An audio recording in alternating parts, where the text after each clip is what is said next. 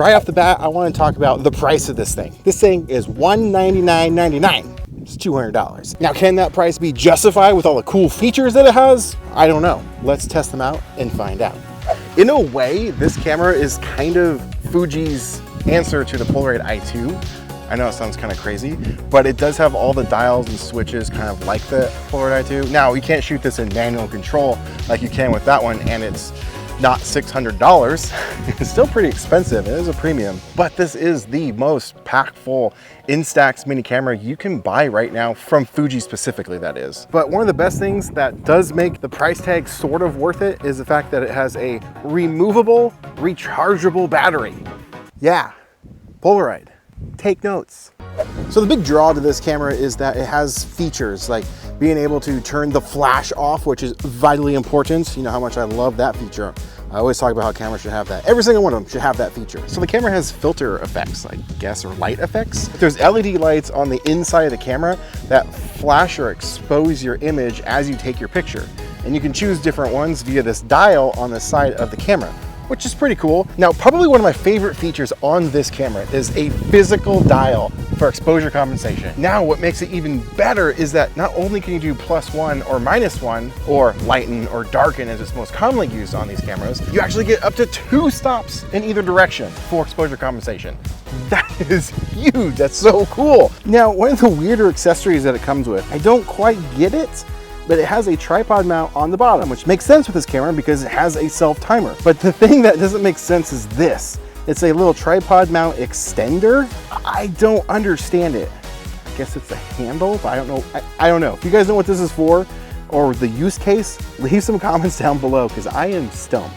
Now, here's another really cool feature that I was not quite expecting to see on this camera. Super, super cool. But first, to turn it on, you have to physically turn the dial and the lens will eject from the camera. There's no motors in the camera, which isn't necessarily a bad thing. I kind of like that because less to go wrong over time. But the extra cool thing is it has 3 ranges for focusing. It has 3 meters to infinity, which is also awesome to see that that's the first setting, which is usually like that closer range, which is the 0.6 to 3 meters. Now, what's extra cool, that third range is actually what normally is a lens attachment you lose pretty much 5 minutes after you get the camera, and that way you can take your selfies. Well, it's built into the camera. That I love. So it also has 2 buttons on here to be able to take your photos. So you can take it in vertical mode, and then you can also take it in horizontal or landscape mode. And there's this button on the side and the top. There's actually one more filter effect, if you will, that you can do on this camera. And it's a physical button, which you know I love to see. And what it is this little switcher toggle. You flick it over and it adds a vignette to your image. I like having options. I don't know if I'll use it, but it's there if you need it. Just keep in mind, when you toggle that switch, it doesn't reset.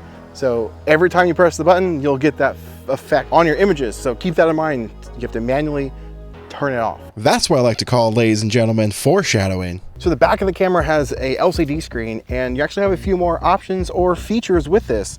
If you press the mode button, you have a shot for indoor, which I'm assuming it has something to do with the exposing, like with the flash, because like some of his other cameras had what party mode it was really nice, and I'm assuming that's what that is. But it also has fast action mode. So it shoots the shutter a little bit faster to freeze motion, really nice. And it has double exposure option.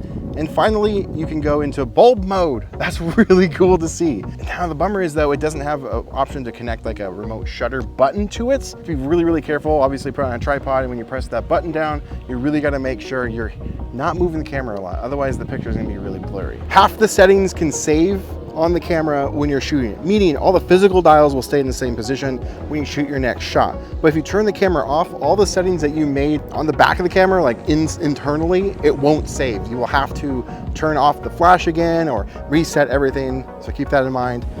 It's kind of annoying. And when you're on each dial, it does represent on the screen as well as an extra little reminder. So when I switch over to the next one, SM, it pops up on the screen as well as physical dial. I just realized I shot the first 2 test shots in the wrong focus. So I was in 0.3 to 0.6, my bad. Oh, shoot. I just took a picture. Dang it. Dang it. All right, you gotta be careful with this camera. because it has the button right there, and that's literally the handle. There's nowhere really else. I just pressed another button. Oh, self-timer. Okay, be careful with this camera. It's very sensitive on where to grab, because there's buttons everywhere. I made art. That was with the LB setting again. So there's one more filter effect. I'm gonna do the vignette. Oh, the vignette was on all of them. Shoot. Man, okay, this camera is very tricky. You really gotta be paying attention, because otherwise you forget what you're in and what you're shooting. There's too many knobs and dials. Maybe this is the first time where it's too much. So vignette is now off. Let's take a shot. So now that the photos have time to develop, let's take a look at them. Oh, and remember, I also had the vignette on for like almost all of them. Since I was using the wrong focus setting, the framing was off too, so the photos are a little cut off. And the accidental photo that I took actually kind of came out cool. I'm not gonna lie. No climbing or standing. Doesn't say anything about sitting though. I mean, if you're into the filter effects, it's cool, it's fun. The vignette is kind of fun. I kind of enjoy that. Now, the reason to pick this camera up, in my opinion, is the removable, rechargeable battery. That is really cool. And the exposure compensation dial. You get up to 2 stops in either direction. That is fantastic. Now, the one that was of the Camaro that was driving way too fast. I might have missed the opportunity. I don't know, we'll find out. I used the fast action and it definitely froze it. I can't see any motion blur whatsoever. Now, is it worth the $200 price tag? I don't think so for me. I don't know, that's just me though. I'm curious to see what you have to say about it. Leave some comments down below. Let's continue the conversation. Honestly, I think my favorite one though is that LL one, the very first one. I do kind of like that. It kind of reminds me of like summertime vibes. So in conclusion, let's wrap this up. Is this a good camera? Do I recommend it?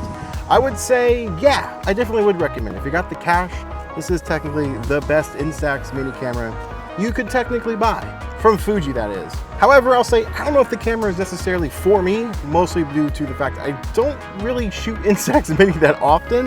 So I think I'll just stick to like my Instax Mini 8 or 9 that I've got laying around.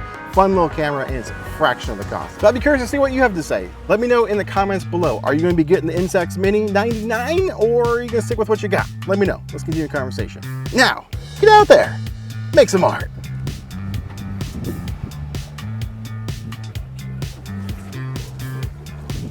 Almost forgot the camera.